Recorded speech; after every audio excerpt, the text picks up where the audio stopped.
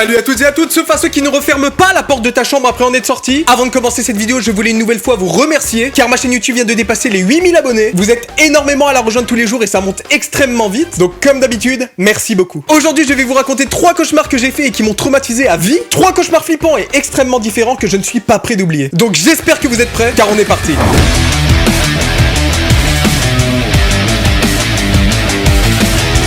Ce premier cauchemar, je l'ai fait quand j'étais très jeune, et pour que je m'en souvienne encore aujourd'hui, c'est qu'il m'a vraiment marqué. Je devais avoir 6 ou 7 ans, et à cette époque, on m'avait offert une peluche géante de Winnie l'ourson. Pour l'instant, c'est loin d'être flippant, mais attendez. Cette peluche, on avait dû me l'offrir pour mon anniversaire ou pour Noël, et elle était gigantesque, elle devait faire un petit peu plus d'1 mètre, et jusqu'à ce que je fasse ce fameux cauchemar, elle ne m'avait jamais effrayé. Je l'avais posée en position assise dans un coin de ma chambre, et il n'y avait aucun problème. Et c'est normal, parce que ça fait rien de spécial finalement une peluche. Donc ça, c'était pour vous donner le contexte, le cauchemar commence maintenant. Donc l'histoire démarre sur ma mère et moi en voiture. Ma mère conduisait pour me ramener à la maison après que je sois sorti de l'école. Donc sur le trajet, on parle un peu, je lui explique comment s'est passée ma journée. Et une fois arrivé chez moi, je sors de la voiture et me précipite jusqu'à la porte d'entrée pour enfin rentrer chez moi. Et là, ma mère me dit: Lucas, tu peux aller jouer dans ta chambre, moi je vais juste dépendre le linge et j'arrive dans 5 minutes. Donc je la vois partir en direction du jardin pour aller dépendre le linge. Moi je rentre dans la maison, je pose mon sac et j'enlève ma veste et mes chaussures. Et là, derrière moi, dans le couloir de ma maison, j'entends: Lucas, tu es rentré ? Il y a une voix qui semble provenir de ma chambre qui m'appelle. Donc dans mon rêve, je me dis que ça doit être mon père qui était dans ma chambre et qui a dû entendre que je venais de rentrer. Alors je réponds que oui, je viens de rentrer, que je pose mes affaires et que j'arrive. Et la voix répond: Dépêche-toi, ta mère va bientôt revenir. Alors je me dépêche, je balance mes affaires dans le salon et je cours dans le couloir pour vite retrouver mon père dans ma chambre. Et en ouvrant la porte, je me rends compte que ma chambre est dans le noir complet, la lumière est éteinte et les volets sont fermés. Donc j'appuie sur l'interrupteur pour y voir plus clair et je constate tout simplement que ma chambre est vide. Il n'y avait personne, tout était en place comme je l'avais laissé le matin même. Donc je rééteins la lumière pour aller voir dans une autre pièce et enfin trouver mon père. Et en éteignant la lumière, j'entends: Tu ne m'as pas vu ? Donc je rallume aussitôt la lumière, et une nouvelle fois il n'y avait personne et tout était en place sauf une chose. Tout était en place sauf la peluche de Winnie l'ourson qui était allongée au sol. Alors que quelques secondes plus tôt elle était encore assise dans l'angle de la pièce. Donc ça déjà ça m'avait fait un petit peu sursauter, et je rééteins la lumière. Toujours dans mon rêve, je me dis que j'ai peut-être halluciné et qu'elle était déjà allongée la première fois. Alors je rallume la lumière, et je vois au fond de la pièce que la peluche est revenue à sa position assise. Donc je sursaute encore une fois, et je décide d'éteindre la lumière pour la rallumer tout de suite. Donc j'allume, j'éteins, j'allume, j'éteins, j'allume, j'éteins. Et je fais ça jusqu'à ce que je constate que la peluche change de position à chaque fois que la lumière se rallume.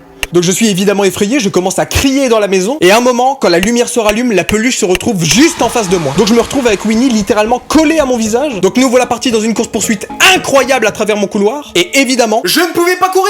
N'hésitez pas à me dire dans les commentaires si ça vous le fait aussi, mais dans mes cauchemars, à chaque fois que je suis en danger, je ne peux pas courir. Mes jambes sont bloquées comme si le sol collait énormément, et donc je ne peux pas fuir le danger. Donc je me retrouve à trottiner pour fuir Winnie l'ourson, ce qui est sûrement la phrase la moins virile que j'ai prononcée de ma vie. Donc j'essaye de courir comme je peux, des fois je me retourne et je vois qu'il est vraiment à 2 doigts de m'attraper, et d'un coup, la porte d'entrée s'ouvre et ma mère rentre avec son panier de linge. Alors je lui saute dans les bras en pleurant, et je lui dis qu'il y a Winnie l'ourson à mes trousses. Voilà, ça c'était la deuxième phrase la moins virile que j'ai prononcée. Et elle me répond un truc du genre: Mais mon poussin, il n'y a personne qui te suit. Je me retourne et je constate qu'il n'y a plus personne derrière moi. Donc ma mère part dans la salle de bain en se moquant de moi, et au fond du couloir, je vois la peluche qui passe sa tête à travers l'encadrement de la porte, et elle me chuchote: On se revoit au réveil, Lucas. Je me suis réveillé en sursaut dans mon lit. J'ai été réveiller ma mère pour qu'elle déplace la peluche dans une autre pièce, pour que je puisse finir ma nuit sans avoir l'impression qu'elle m'observe. Et le lendemain matin, jamais une peluche n'a dégagé si vite de ma maison. Je ne voulais plus jamais revoir cette peluche. Donc avec ma mère, on l'a emballée dans un sac plastique, et je crois qu'on l'a donnée à une association qui récupère des jouets pour les enfants qui n'en ont pas. Et si ça se trouve, elle hante aujourd'hui les rêves d'autres enfants.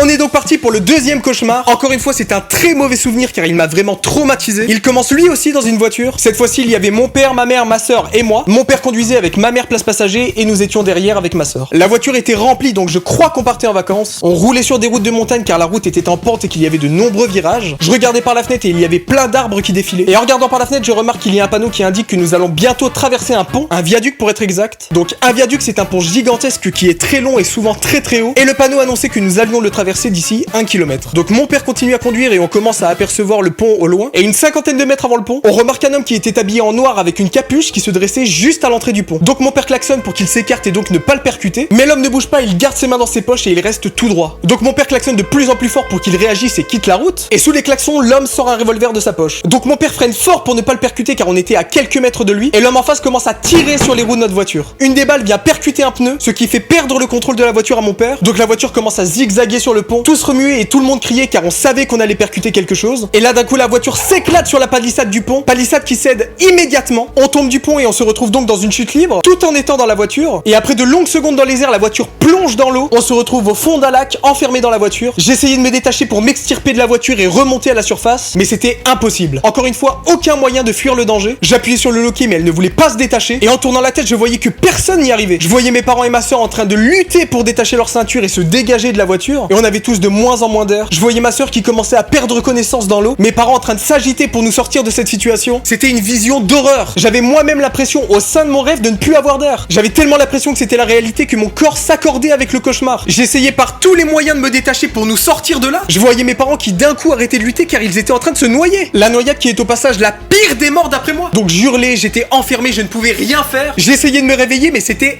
impossible. Tout me paraissait si vrai que j'étais enfermé dans la voiture et dans mon cauchemar. Et quand je commençais moi aussi à perdre connaissance sous l'eau, je me suis réveillé en sursaut dans mon lit, à côté de ma mère qui venait de me réveiller et qui me disait qu'elle m'entendait hurler à la mort et pleurer à travers le mur de ma chambre. J'étais coincé à l'intérieur de mon rêve, tout me paraissait si vrai. Encore aujourd'hui, ça m'arrive d'avoir des flashs de ce cauchemar dans mes rêves. Je nous revois dans cette voiture au fond du lac avec mes parents et ma soeur, car c'est réellement un rêve qui m'a traumatisé et qui me traumatise encore. On est parti pour ce troisième et dernier cauchemar. Je l'ai fait, je crois, il y a 4 ou 5 ans. Quand j'étais petit, je crois que c'était à ma naissance. On m'avait acheté une poupée de clown qui était assise sur une balançoire. Et tu pouvais l'accrocher au plafond et ça donnait l'impression qu'elle se balançait dans les airs. Mes parents ne me l'ont jamais installée et c'est complètement normal car c'est super flippant. Donc ils l'ont rangée au grenier et ils n'y ont plus jamais touché. Et il y a 4-5 ans, comme je le disais, mon père l'a ressorti du grenier pour l'accrocher dans ma chambre et me faire peur la prochaine fois que j'y rentrais. Donc la blague a bien marché, j'ai sursauté en entrant dans ma chambre. Et évidemment, je n'ai pas voulu le garder. Donc je l'ai décroché et je l'ai remis à sa place dans le grenier. Et le soir même, juste avant de m'endormir, j'ai repensé à cette poupée et je me disais, imagine la poupée que j'ai rangée tout à l'heure dans le grenier vient me rendre visite dans mes cauchemars. Donc j'essaye de penser à autre chose et finalement je réussis à m'endormir. Et c'est là que commence sûrement le cauchemar le plus étrange de ma vie. Le cauchemar commence sur un fond noir, on ne voyait rien du tout et on n'entendait rien non plus. Ça dure comme ça pendant de longues secondes, quand tout d'un coup on commence à entendre un son lointain qui avait l'air d'être un grincement. Donc le son se rapproche de plus en plus, il devient de plus en plus fort et de plus en plus insistant, et d'un coup apparaît devant moi ce fameux clown sur sa balançoire. Et il se passait rien du tout, il te regardait en se balançant, et c'est tout. Et c'est trop même. Et il commençait encore une fois à se balancer de plus en plus vite, il faisait des petits ricanements de clown dégueulasses, et il se balançait toujours de plus en plus vite. Donc le cauchemar était extrêmement flippant et incompréhensible. C'était juste un clown qui se balançait et qui rigolait. Et soudainement, il s'est mis à répéter, va falloir me trouver maintenant. Ça me fait super peur de parler ça, en plus je tourne cette vidéo, il est super tard. Donc il répétait encore et encore, ça devenait vraiment obsessionnel. Et le rêve s'est arrêté d'un coup. La poupée a disparu, les grincements aussi, et j'ai pu terminer ma nuit paisiblement. Le lendemain matin, je me réveille, j'en parle à mes parents, je leur raconte en détail ce qu'il s'est passé dans mon rêve. Donc ça fait rigoler mon père, il est content de sa blague car il a réussi à me faire cauchemarder de cette poupée. Mais ce qu'il faut savoir, c'est que cette poupée demeure introuvable depuis ce cauchemar. Ça fait 4 ans que nous ne savons pas où est passé ce clown, ce qui rend encore plus flippant le fait que la poupée m'ait dit dans mon rêve qu'il allait falloir la retrouver. La légende raconte que c'est mon père qui a caché la poupée pour rendre mon cauchemar encore plus crédible, mais encore aujourd'hui il dit ne pas y avoir touché. Je ne sais pas où ce clown est passé, mais qui sait, il est peut-être d'ailleurs derrière vous.